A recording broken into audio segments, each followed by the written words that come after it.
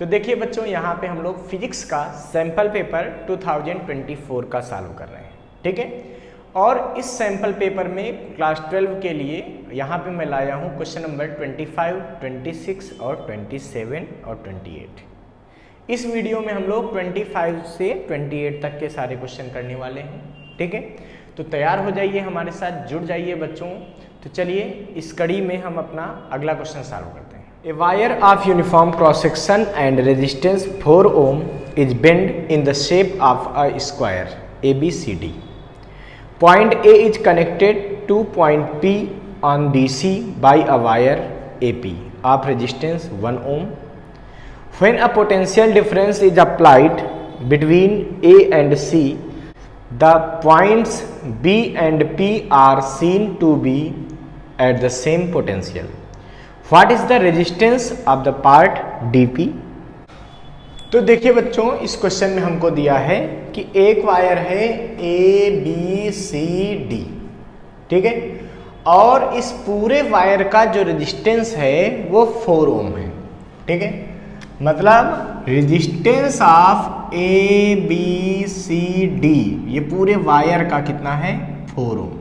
अच्छा, अब जरा सोचिए बच्चों, जब पूरे वायर का रेजिस्टेंस 4 ohm है और AB, BC, CD और DA सब क्या है, बराबर है, तो सीधी सी बात है कि आपको पता है कि अगर कोई वायर है जिसका रेजिस्टेंस R है और इस वायर को 4 इक्वल पार्ट में ब्रेक कर दिया जाए, 4 इक्वल पार्ट में ब्रेक कर दिया जाए, तो बेटा हर पार्ट का रेजिस्टेंस इक्वल रहता है। मतलब R/4, ये भी R/4, ये भी R/4, R/4। मैंने बता रखा है थ्योरी में आपको कि अगर किसी वायर को इक्वल पार्ट में ब्रेक करते हैं तो हर पार्ट का रेजिस्टेंस इक्वल हो जाता है। तो चूंकि जब ये स्क्वायर है तो इसका मतलब AB, BC, CD और DA चारों इक्वल होंगे। तो इसीलिए रेजिस्टेंस ऑफ AB जो होगा वो बराबर होगा रेजिस्टेंस ऑफ BC के, वो बराबर होगा रेजिस्टेंस ऑफ CD के, वो बराबर होगा रेजिस्टेंस ऑफ AD के। तो ये किसके बराबर होगा, जो 4 इक्वल पार्ट हो गए ना 4 ohm के, तो कितना हो जाएगा 4/4। भाई जो पहले का रेजिस्टेंस है /4, या लिख सकते थे इसको RABCD /4, यानी कि 4/4 तो 1 ohm। तो हमको ये पता चल गया कि इसके हर पार्ट का रेजिस्टेंस 1 ohm। अब कह रहे बच्चों A से P को ज्वाइन कर रहे हैं, इसका भी अपना रेजिस्टेंस उन्होंने दे रखा है कि ये भी 1 ohm है। A से P का भी जो रेजिस्टेंस है ये भी क्या है, 1 ohm। A से B का भी रेजिस्टेंस 1 ohm, ये भी 1 ohm, ये भी 1 ohm, और ये यहां से यहां तक पूरा 1 ohm। अब समझिए बच्चों, कह रहे हैं जब यहां पे टच कर रहे हैं, ठीक है, तो इस पार्ट का रेजिस्टेंस पूछा गया है। आप ध्यान से देखिए, D से P का रेजिस्टेंस पूछा गया है। अब D से P का रेजिस्टेंस अगर हम मान ले बच्चों X है, यहां से यहां तक का रेजिस्टेंस क्या है, X है। रेजिस्टेंस की बात हो रही है यहाँ पे, ध्यान रखें, ये रेजिस्टेंस कितना है, X ohm। D से P हो गया, तो इतने पार्ट का रेजिस्टेंस क्या होगा, सोचो, इस यहां से यहां तक का रेजिस्टेंस क्या होगा। भाई पूरा 1 ohm है। अब ध्यान देना, अगर इसको आप डायरेक्ट जोड़ोगे तो ये पार्ट इसके क्या होगा, सीरीज में होगा। तो अगर इस पार्ट का रेजिस्टेंस आप Y मान लो तो X + Y, क्योंकि सीरीज में अगर इन दोनों पॉइंट को आप ध्यान से देखें, मान लो एक ऐसा वायर है, ये पूरा रेजिस्टेंस क्या था, 1 ohm था, ठीक है, ध्यान देना। और आपने कहा ये पॉइंट ले लिया कि इतने पार्ट का रेजिस्टेंस X ohm है, तो इतने पार्ट का रेजिस्टेंस आप Y ohm मान लीजिए। और ये वायर इससे कैसा है, सीरीज में है, तो X + Y कितना आ जाएगा, 1। तो Y की वैल्यू कितनी आ जाएगी, 1 - X। इसका मतलब अगर यहां का रेजिस्टेंस X है तो यहां का रेजिस्टेंस कितना होगा, तो टोटल 1 था, तो ये कितना हो जाएगा, ये हो जाएगा 1 - X। तो P से C का रेजिस्टेंस कितना होगा, 1 - X। यहां पर लिख देंगे RDP। DP का जो रेजिस्टेंस है वो कितना है, वो है X ohm। लेट कर दिया, ठीक है। और RPC फिर क्या बचेगा, ये बचेगा 1 - X। इतने तक बात हो गई, आपको बात समझ में आ गई।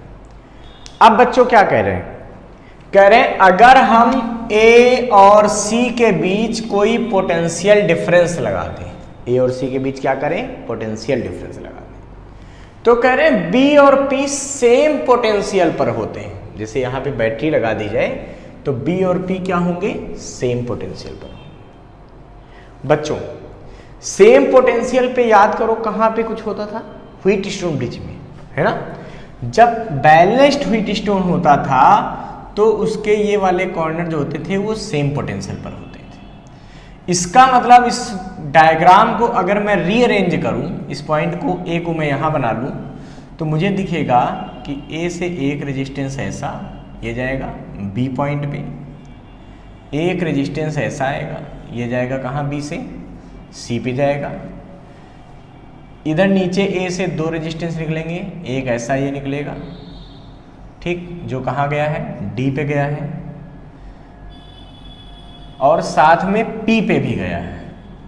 तो डी पे गया है और साथ में ये ऐसा, ये डी हो गया पॉइंट और ये पी हो गया। देखो अब ये पूरा वायर होगा ना, ये पूरा वायर होगा ना, तो ये रेजिस्टेंस 1 + x हो जाएगा, ठीक है। और साथ में एक वायर ऐसा आएगा, ये क्या आएगा, ये कितना है बच्चों, 1 ओम, और ये दोनों मिलके यहाँ ऐसे भेजेंगे, ये होगा 1 - x ओम। ये ऐसे रीअरेंज कर सकते डायग्राम को। अब ए और सी पे वोल्टेज लगा दो, तो कह रहे हैं बी और पी क्या है, सेम वोल्ट पर है। अब देखो ये है 1, ये है x, तो बी और पी क्या हो गए, अब सेम वोल्ट पर हो गए हैं, सेम पोटेंशियल पर हो गए। बहुत बढ़िया। तो जब बी और पी सेम पोटेंशियल पर होंगे, इसका क्या मतलब हुआ कि ये रेजिस्टेंस अपान ये रेजिस्टेंस बराबर ये रेजिस्टेंस अपान ये रेजिस्टेंस।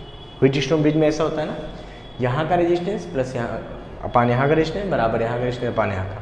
क्यों, क्योंकि बैलेंस्ड व्हीटस्टोन में रेजिस्टेंस का जो रेशियो होता है, जो आर्म्स का जो रेजिस्टेंस उसका जो रेशियो है वो क्या होता है, सेम होता है, ठीक है। तो अगर इस डायग्राम को मैं थोड़ा और अच्छा बनाना चाहूँ, थोड़ा और अच्छा बनाना चाहूँ, तो क्या बना सकता हूँ, सोचो। ये रेजिस्टेंस कितना आएगा इस पार्ट का, एपी का, पूरा एपी का अगर लेना हो 1, ये x, तो ये टोटल कितना हो जाएगा, ये टोटल हो जाएगा 1 + x। ये टोटल कितना हो जाएगा, 1 + x। अच्छा, और 1 + x में ये 1 कैसा है बच्चों, पैरेलल। ये 1 कैसा है, पैरेलल। सबका पहले नाम दे दो फिर सॉल्व करते हैं। R1, R2, R3, R4, R5 और ये हो गया R6। अब लिखेंगे क्या, R3 and R4 are in series.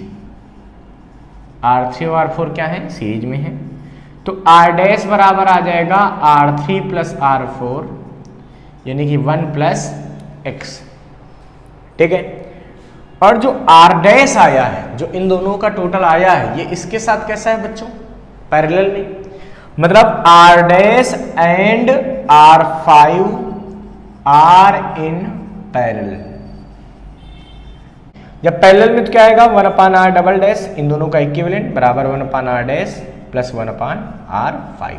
तो इसको जब सॉल्व करोगे तो क्या मिलेगा बच्चों, R' बराबर R' R5/r' + R5, ठीक है। सारी वैल्यू पुट कर दें तो R' निकल आएगा। क्या निकलेगा भैया R' जरा सोचो, तो R' की वैल्यू आ जाएगी यहां से R' कितना निकला, देखो 1 + x, वैल्यू पुट कर दो, क्या आएगा 1 + x इंटू R5 कितना है बेटा, 1 ओम, अपान R' + R5 की वैल्यू 1 + x और प्लस R5 की वैल्यू 1, यानी कि R' आ जाएगा 1 + x अपान 2 + x, ये R' आ गया। अब समझो, तो इस पूरे अरेंजमेंट की जगह मैं R' लगा सकता हूँ, बिल्कुल लगा सकता हूँ। मतलब इसी डायग्राम को मैं दोबारा अगर बनाना चाहूँ तो मैं ऐसे बना सकता हूँ, ए पॉइंट है, यहाँ से गया ये R1 1 ओम का, 1 ओम का गया, और ये गया बी पॉइंट में, बी से एक रेजिस्टेंस R2 गया, कितना गया 1 ओम का, ये गया बच्चों सी पॉइंट पे। ये इधर आया है R डबल डैश, ठीक है, और यहां से ये आया है 1 माइनस एक्स यानी कि R6, ठीक है। ये हो गया P पॉइंट, ये हो गया ऐसा। अब देखिए बच्चों क्या होगा, चूंकि A और C पे पोटेंशियल डिफरेंस लगाया गया और B और P क्या है सेम पोटेंशियल पे, मतलब ये बैलेंस्ड व्हीटस्टोन बन गया। इस कंडीशन में आर्म्स का रेशियो जो है, आर्म्स के रेजिस्टेंस का रेशियो जो है वो सेम रहता है, मतलब R1 अपान R2 बराबर R डबल डैश अपान R6, ऐसा हम लिख सकते हैं। लिखेंगे कि फॉर Vp बराबर Vb R1 अपान R2 बराबर R डबल डैश अपान R6, सारी वैल्यू पुट कर दो। R1 1, R2 1, R double dash अपान R6, इसको सॉल्व कर लो बच्चों। तो क्रॉस मल्टीप्लाई होगा तो क्या आएगा R6 बराबर R डबल डैश। अच्छा अब थोड़ा और सॉल्व करो बच्चों, क्या आएगा R6 की वैल्यू कितनी भाई, R6 कहाँ गया, देखो दिया है 1 minus X. R double dash कितना है बेटा, ये है 1 plus X upon 2 plus X, cross multiply कर दो तो क्या बचेगा 1 minus X into 2 plus X is equal to 1 plus X, यहाँ मल्टीप्लाई करो।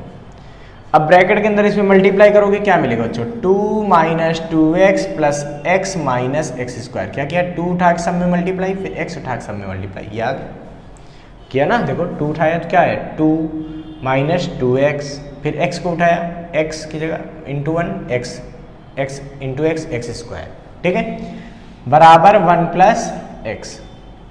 देखो बच्चों ये x प्लस का है, इधर भी ये दोनों आपस में कैंसिल हो जाएंगे। देखो ये प्लस का x है, ये प्लस का x कैंसिल हो गए, बिल्कुल हो गए। तो इधर बचा हमारे पास 2 minus 2x minus x square, उधर बचा 1, ठीक है। इन सबको उधर ले चलो, उधर ले जाओगे तो क्या बचेगा, तो उधर भाई 0 बचेगा इस साइड, उधर क्या बचेगा 1 plus x square plus 2x minus 2, ठीक है। ये देखो 1 और माइनस 2 मिलके क्या हो गया -1 हो गया, यानी कि इक्वेशन फाइनल बची X square plus 2x minus 1 is equal to 0। ये इक्वेशन बन गई किसकी, x की। अब हमको बच्चों सॉल्व करना है, क्योंकि हमसे ये x की वैल्यू ही पूछी गई, हमसे dp का रेजिस्टेंस पूछा गया।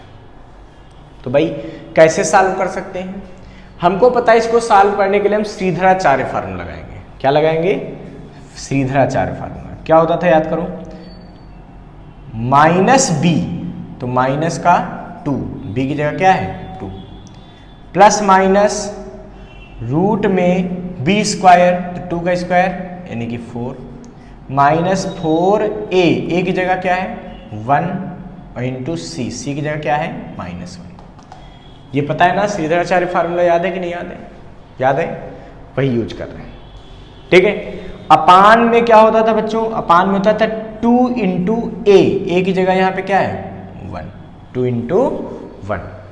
अगर नहीं याद है तो मैं आपको समझा दूं, एक श्रीधराचार्य फार्मूला होता था, ठीक है, कहीं जगह तो नहीं दिख रही मुझे, आपको समझा दूं। एक श्रीधराचार्य फार्मूला होता था, याद रखना, ये बीच में ऐसे मैं समझा रहा हूँ, ठीक है, इसको आप अलग लिख लेना कहीं। एक अगर ऐसी इक्वेशन है ax square plus bx plus c is equal to 0, तो श्रीधराचार्य फार्मूला कहता था x बराबर आएगा minus b plus minus root में b square minus 4ac upon 2a, और ये फार्मूला अप्लाई करके आप x की वैल्यू निकाल सकते थे। क्वाड्रेटिक इक्वेशन x की 2 वैल्यू निकालेंगे इससे, वही यहाँ यूज किया। देखो ax स्क्वायर, तो x स्क्वायर के साथ क्या है a होना चाहिए, a की जगह क्या है यहाँ पे 1, तो x a की जगह 1 ले लिया। x के साथ क्या होता है b, यहाँ x के साथ क्या है 2, तो b की वैल्यू क्या हो गई 2 हो गई। c की वैल्यू क्या होती है यहाँ पे देखो -1, तो ये फार्मूला बन गया। देखो minus b plus minus root में b स्क्वायर यानी कि 2 का स्क्वायर 4 -4ac, सी की वैल्यू -1, वही रख दिया गया बच्चों। तो x की वैल्यू क्या बनेगा जरा बताओ मुझे। x की वैल्यू बनेगा -2 प्लस माइनस रूट में देखो 4 और ये माइनस माइनस प्लस 4 प्लस 4/2। अब इसको जरा सॉल्व कर लीजिए, इधर सॉल्व करेंगे क्या मिलेगा बताओ। तो x की जगह मिलेगा बच्चों ये -2 प्लस माइनस 4 प्लस 4 मतलब 8, √8 का मतलब 2√2/2, ठीक है। तो x की वैल्यू आ जाएगी, अगर 2 से ऊपर नीचे डिवाइड कर दो कॉमन लेके तो क्या बचेगा, -1 प्लस माइनस √2, ठीक है। आप यहाँ पे निगेटिव साइन ले नहीं सकते, क्यों, अगर निगेटिव साइन ले लेंगे दोनों निगेटिव हो जाएगा, x की वैल्यू निगेटिव आ जाएगी और रेजिस्टेंस निगेटिव आता नहीं, इसीलिए पॉजिटिव साइन ही लेंगे। तो लिखेंगे on taking positive sign x = -1 plus √2, तो जो रेजिस्टेंस है x का वो कितना आ जाएगा, -1 प्लस √2, या इसको हम बोल सकते हैं √2 -1, क्या लिख सकते हैं, √2 -1। So the value of resistance of dp is √2 -1। तो d से p का रेजिस्टेंस कितना हो जाएगा, √2 -1। किस सिचुएशन के लिए, जब b और p का पोटेंशियल सेम होगा। इसको आप फटाफट नोट कर लीजिए बच्चों, थोड़ा लेंथी आंसर है इसका, इसको बढ़िया से नोट कीजिएगा, नोट कर लीजिए। हमारा नेक्स्ट क्वेश्चन नंबर 26 ये है कि the given figure shows a long straight wire of a circular cross section radius a carrying steady current I. The current I is uniformly distributed across its cross section. Calculate the magnetic field in the region R is less than A and R is greater than A. Okay. तो देखिए बच्चों, इस question में हमसे कह रहे हैं कि एक लॉन्ग स्ट्रेट वायर है जिसकी अपनी रेडियस A है, इसमें I करंट फ्लो होती है, but I is distributed across its surface area, पूरे सरफेस एरिया में डिस्ट्रीब्यूटेड है I, ठीक है। तो हमसे कहा जा रहा है कि हमको इस वायर की वजह से मैग्नेटिक फील्ड बतानी है। कहाँ बतानी है, इसके सेंटर से स्मॉल r डिस्टेंस पे बतानी है, और पहले small r is less than a पर बतानी है, मतलब इस वायर के अंदर बतानी है मैग्नेटिक फील्ड, और बाद में बच्चों small r is greater then a। जब ग्रेटर देन a होगा तो क्या होगा, a से बड़ा हो जाएगा स्मॉल r, तो यहाँ बाहर आउटसाइड पॉइंट लेके हमको बताना है कि टोटल कितनी मैग्नेटिक फील्ड पास होगी। तो बच्चों ये एम्पियर सर्किटल लॉ का एप्लीकेशन है एक तरीके से, ठीक है। अब हम बात करते हैं कि अगर एक ये वायर है और हमको इसके अंदर यहां मैग्नेटिक फील्ड पता करना है, सेंटर से स्मॉल r डिस्टेंस, जहां पर स्मॉल r क्या है, लेस देन a है, मतलब एट इंटरनल पॉइंट बात करनी है। तो small r is less than a, मतलब एट इंटरनल पॉइंट। देखिए बच्चों, यहां पे मैग्नेटिक फील्ड निकालने के लिए सबसे पहले आपको करंट डेंसिटी के बारे में थोड़ी चर्चा करनी पड़ेगी, कि करंट डेंसिटी क्या होती है। करंट डेंसिटी आपको पता है ना कि अगर I एम्पियर की करंट किसी A एरिया से पास हो रही है उसके नॉर्मल डायरेक्शन से, तो करंट डेंसिटी J बराबर होता है I एरिया। एरिया मतलब यहाँ पे क्या होगा, पूरे वायर से I करंट जा रही है, तो एरिया इसका क्या लेंगे, πa²। ये करंट डेंसिटी है बच्चों। करंट डेंसिटी को और मैं क्या बोल सकता हूं, इसको मैं बोल सकता हूं current through unit area. Unit area से नॉर्मल डायरेक्शन में जो करंट पास होती है किसी वायर से, उसको बोलते हैं उसकी करंट डेंसिटी। यूनिट एरिया मतलब यूनिट 1। तो जब कभी ज़्यादा एरिया की जरूरत पड़ी, मान लो कहे 3 एरिया से बताओ, तो 3 से इसको मल्टीप्लाई कर दूँ, 3J कर दूँ, वो करंट आ जाएगा। इसकी जरूरत पड़ेगी, इसलिए मैं बात कर रहा हूँ। अब डेरिवेशन शुरू करते हैं बच्चों। मान लेते हैं कि ये सेंटर है वायर का, ठीक। और सेंटर से ये पॉइंट क्या है, स्मॉल आर दूर। तो बच्चों हम मान लेते हैं कि ये पॉइंट क्या है, P है। वायर के सेंटर से स्मॉल आर डिस्टेंस पर ये पॉइंट क्या है, P। और इस B पॉइंट पे हमको मैग्नेटिक फील्ड पता करनी है। बच्चों हमको पता है जब इसके अंदर ऐसे करंट होगी तो इस करंट की वजह से मैग्नेटिक फील्ड कैसे निकाल सकते हो, तो वो मैग्नेटिक फील्ड ऐसे होगी, इस तरह से, ऐसे मैग्नेटिक फील्ड चारों तरफ होगी। तो अगर मैं चाहूं तो इस R पॉइंट के से होते हुए एक मैं यहां पर इमेजिनरी एक ऐसे एरिया ड्रा कर सकता हूं। इसको बोलते हैं बच्चों एम्पीरियन लूप। क्या बोलते हैं, एम्पीरियन लूप। ठीक है, ये एम्पीरियन लूप ड्रॉ कर दिया। इस एम्पीरियन लूप पे जो मैग्नेटिक फील्ड है, मैग्नेटिक फील्ड भी क्या है, वो परपेंडिकुलर है। जैसे ये है मान लो, तो ये dl वेक्टर इधर है, तो इसमें मैग्नेटिक फील्ड भी इधर होगी, ये B मैग्नेटिक फील्ड होगी। तो इस एम्पीरियन लूप पे हर जगह मैग्नेटिक फील्ड और लेंथ दोनों क्या होंगे, ये आपको देखने में ऐसे लग रहा है, वास्तव में ये ऐसे है बच्चों। करंट ऐसे जा रही तो मैग्नेटिक फील्ड ऐसे पूरा, देखो ये अगर करंट जा रही तो ऐसे मैग्नेटिक फील्ड, समझ गए, बस इसके अंदर की वो बात हो रही, तो अंदर ऐसे मैग्नेटिक फील्ड। ठीक है, 3D diagram.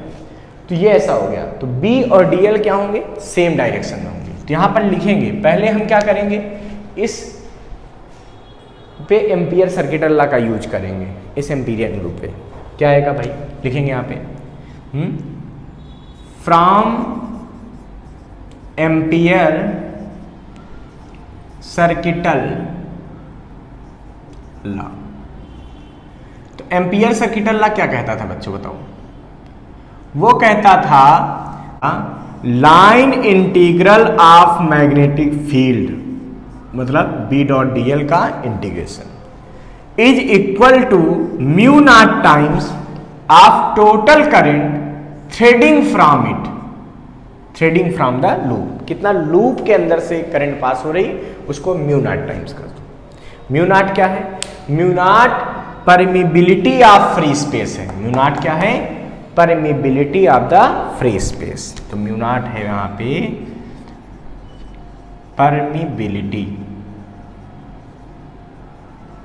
Of free space, और म्यू नॉट की वैल्यू जो होती है वो होती है 4 पाई इंटू 10 की पावर -7 न्यूटन पर एम्पियर स्क्वायर। ठीक है, तो बच्चों यहां पे क्या आएगा, सोचो, यह आएगा, देखो B डॉट DL है तो B DL cos 0 degree, mu naught I dash. I dash का मतलब हमको केवल उतनी करंट चाहिए जो इसके अंदर से जा रही हो, इसके अंदर से जाने वाली ये करंट है I डैश। सोचो बच्चों, इसके अंदर से कितनी करंट जाएगी, इसका रेडियस क्या है, स्मॉल r। अब जरा ध्यान देना, पूरे एरिया से कितनी करंट जा रही थी, I। यूनिट एरिया से कितनी करंट जा रही, J। यूनिट मतलब एक एरिया से, एक से जा रही J, तो 2 एरिया से 2J, 3 से 3J, तो इतने एरिया से कितनी जाएगी, तो इतना एरिया इंटू J। अब इसका एरिया इंटू J कर देंगे, वो I डैश निकल आएगा। मतलब I डैश की वैल्यू यहाँ पे पुट करेंगे J और इंटू एरिया इसका एरिया कितना है भाई, ये है pi small r square, Amperian loop का एरिया। ठीक है, यानी कि I डैश बराबर आ जाएगा J की वैल्यू पुट कर दो, क्या है I upon pi a square into pi r square, है ना, पाई से पाई कैंसिल होगा, यानी कि I डैश आ जाएगा I small r square upon a square. अभी जरूरत पड़ने पर ये I डैश की वैल्यू मैं रख दूंगा। तो यहाँ पे क्या हो रहा है बच्चों, B डॉट DL यानी कि B DL cos 0 क्यों, क्योंकि B ऐसे और उसका जो भाई ऐसे एक वायर है मोटा सा, उसके अंदर की बात करूँ, उसके अंदर हमने ऐसा एक लेंथ मान रखा, तो DL छोटी सी लेंथ मानी। अभी जब पूरी लेंथ लेंगे तो क्या करेंगे, उसकी सरकमफ्रेंस रख देंगे। ठीक है, तो B DL दोनों बीच का एंगल 0 डिग्री, तो म्यू नॉट I डैश, सारा वैल्यू पुट कर दो। B DL छोटी सी लेंथ थी, अब उसका जब इंटीग्रेशन करोगे तो क्या आएगी, उसकी सरकमफ्रेंस आएगी। और सरकमफ्रेंस कितनी होती है भाई, सरकमफ्रेंस कितनी होती है, सोचो, इसकी सरकमफ्रेंस कितनी होगी है? जब सरकमफ्रेंस निकालोगे तो क्या होती है 2 पाई आर, कितनी होती है 2 पाई आर। ये वैल्यू भी यहाँ पे यूज कर देंगे। तो दोनों वैल्यू रख दो भाई, बी और डीएल का इंटीग्रेशन जब करेंगे तो क्या आएगा 2 पाई आर बराबर mu naught I dash. I dash की जगह वैल्यू पुट कर दो, आई डैश जगह क्या आ गया I small R square upon A square. तो बी बराबर कितना आएगा mu naught upon 2 pi R, देखो ये इधर डिवाइड में आ गया, I small R square upon A square. तो आर से आर कट गया तो क्या मिलेगा हमको, ये मिलेगा बी बराबर mu naught upon 2 pi I small R upon A square. ये मैग्नेटिक फील्ड आ गई, ठीक है। ये क्या आ गई, ये आ गई magnetic field mu naught upon 2 pi I small R upon A square. ये बी आ गया। अच्छा ये कहाँ आ गया, इनसाइड। इसका मतलब वायर के अंदर अगर मैं बात करूं तो बी डिपेंड करता है किस पर, स्मॉल आर पर। इसका मतलब स्मॉल आर जीरो कहाँ होगा, सेंटर पे। सेंटर पे मैग्नेटिक फील्ड क्या हो जाएगी वायर के, जीरो। जैसे जैसे दूर जाते जाओगे सेंटर से मैग्नेटिक फील्ड बढ़ेगी। यहाँ मैग्नेटिक फील्ड कम, उससे ज़्यादा यहाँ, उससे ज़्यादा यहाँ, उससे ज़्यादा यहाँ, उससे ज़्यादा। मतलब जैसे जैसे दूर जाओगे मैग्नेटिक फील्ड की वैल्यू क्या होगी, बढ़ेगी। कब तक, जब तक वायर के अंदर रहोगे।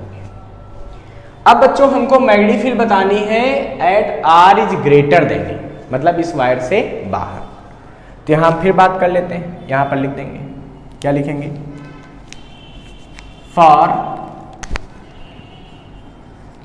Small R is greater than ए।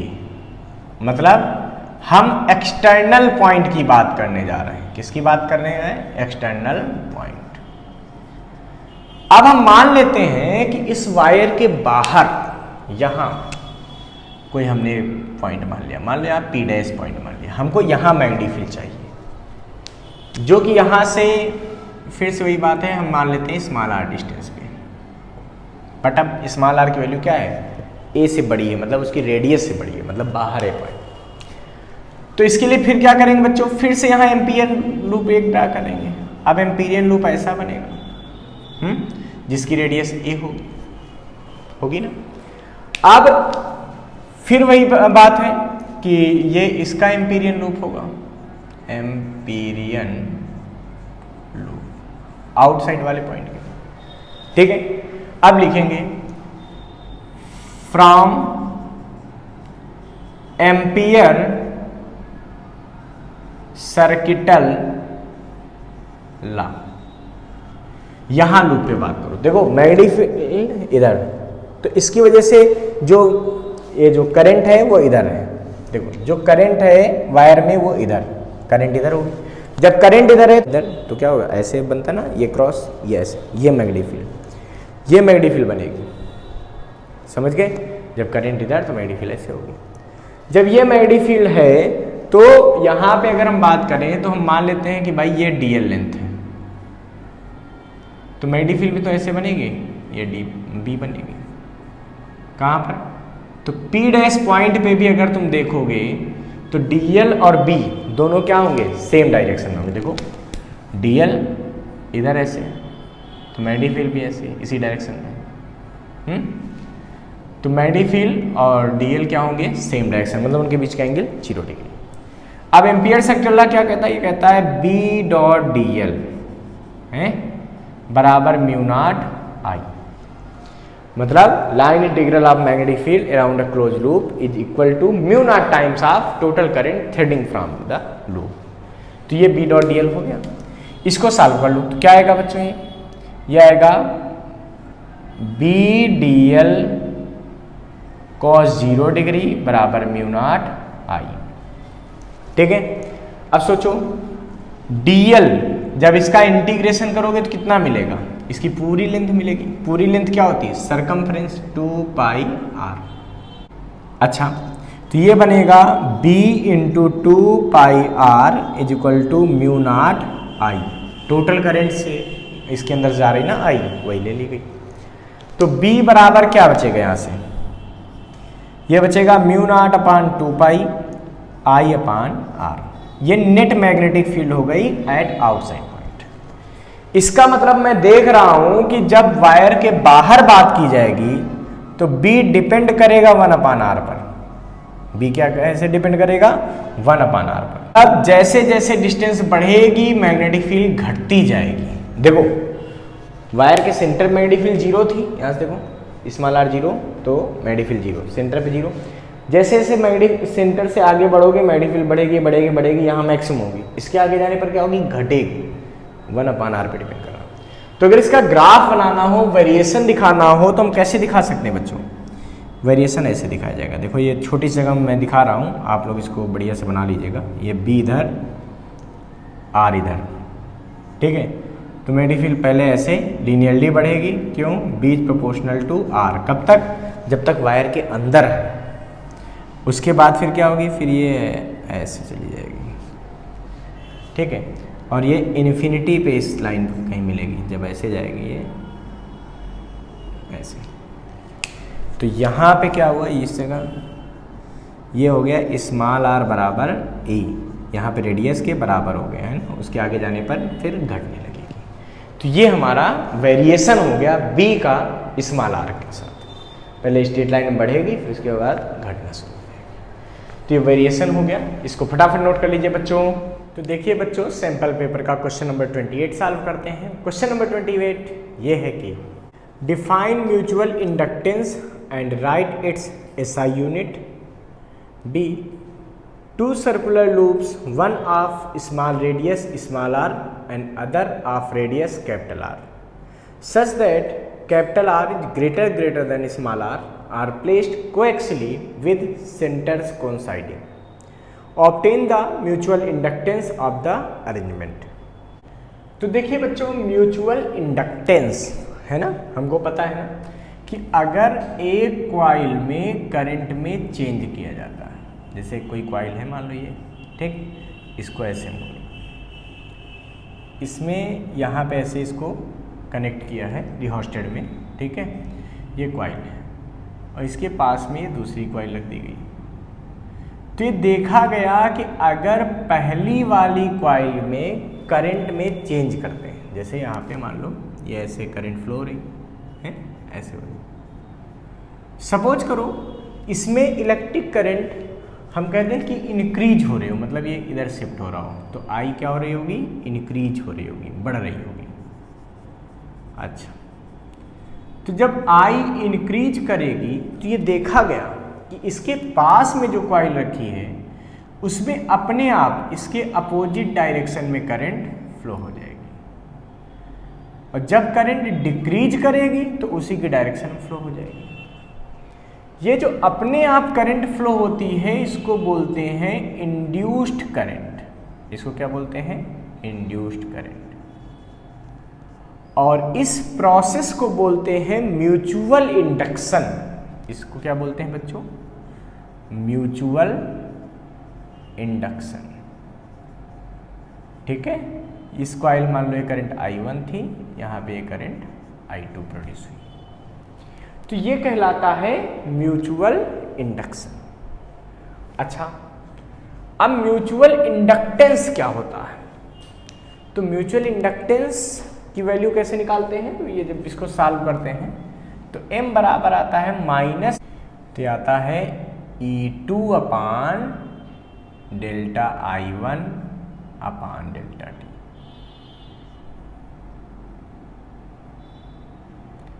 ठीक है, अगर डेल्टा I1 अपान delta t -1 ampere per second हो जाए तो m बराबर क्या आता है?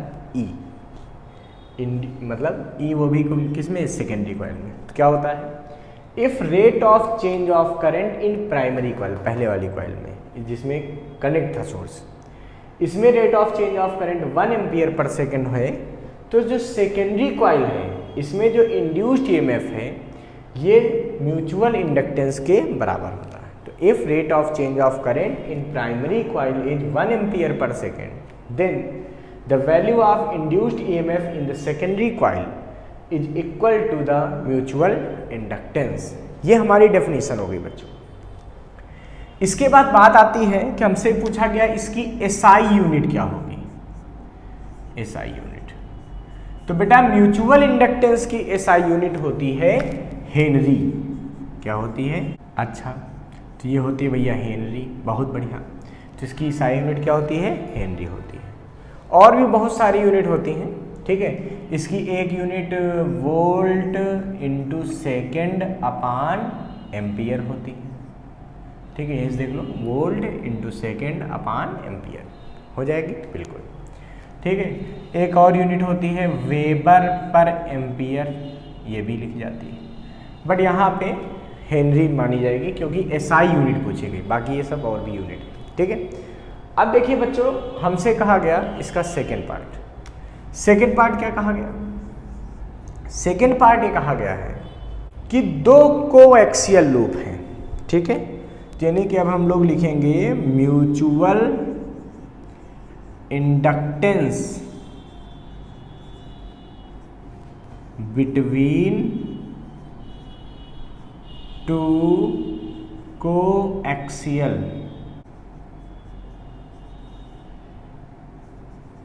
कॉइल्स, ठीक है।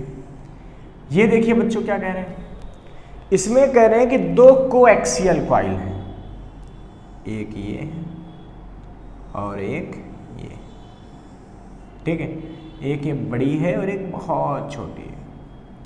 कह रहे छोटे वाले की जो रेडियस है वो स्मॉल आर है और बड़े वाले की जो रेडियस है वो कैपिटल आर, और ये उन्होंने दे दिया है कि capital R is greater then small. अच्छा, हमसे कहा जा रहा है कि इनके बीच म्यूचुअल इंडक्टेंस क्या होगा, ये हमको बताना।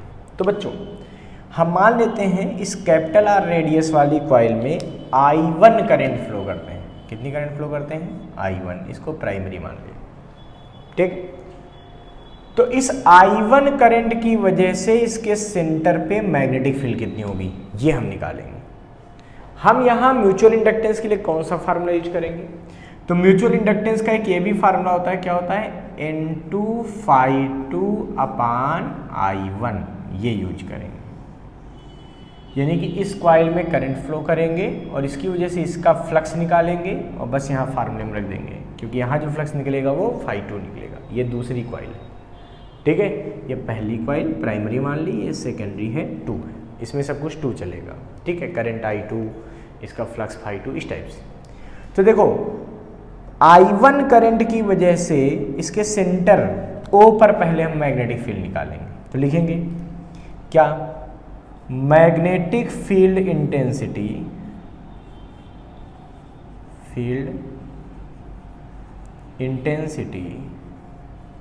Eight O due to current in first coil, ये फर्स्ट वाली कॉइल इसमें, ठीक है। कितनी मैग्नेटिक फील्ड होगी सोचो यहाँ पे? ये होगी B बराबर क्या होती है सेंटर मैग्नेटिक फील्ड फार्मूला क्या होता है? ये होता है μ0/2 I/r। तो μ0/2 I1 रेडियस, रेडियस क्या है इसकी? देखो कैपिटल R, ये आ जाएगा। तो चलिए ये आ गया। अब देखिए बच्चों बात करते हैं, ये तो इसकी वजह से मैग्नेटिक फील्ड यहाँ पे आई, तो लिखेंगे यहाँ पे मैग्नेटिक फ्लक्स पासिंग थ्रू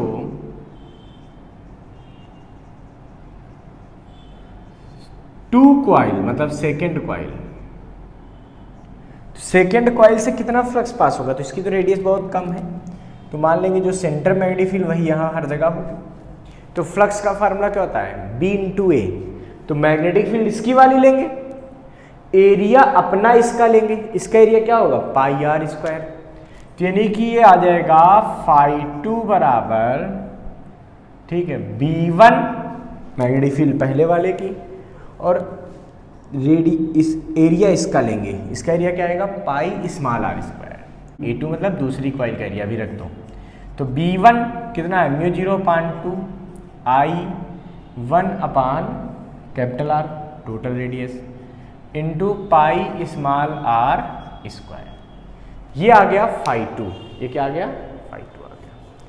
हमें चाहिए अब म्यूचुअल इंडक्टेंस। सो m बराबर m क्या होता है N2 phi2 अपान I1। बेटा N2 तो 1 हो जाएगा, क्यों? क्योंकि ये एक सिंगल कॉइल है, कोई टर्न्स नहीं। अगर बहुत फेरों में लपेटी गई होती तो n की जगह वैल्यू आ जाती, जितनी टर्न में लपेटी हुई होती, क्योंकि n होता था नंबर ऑफ टर्न्स, वो तो है नहीं, वो भी सेकंड वाली का देखते हैं, है ना। बट इसमें कोई नंबर ऑफ टर्न नहीं है, इसलिए नहीं आएगा, तो n की जगह 1 हो जाएगा। तो 1 इंटू phi2 को वैल्यू देखो म्यू 0 अपान 2 I1 अपान r pi small r square upon I1 से I1 काट दो, तो m की वैल्यू कितनी आ जाएगी? यह आएगी mu naught upon 2 capital R, ठीक है, pi small r square, mu naught upon 2 capital R pi small r square. यह आ जाएगा mutual inductance between these two coils. इसको फटाफट नोट कर लीजिए बच्चों।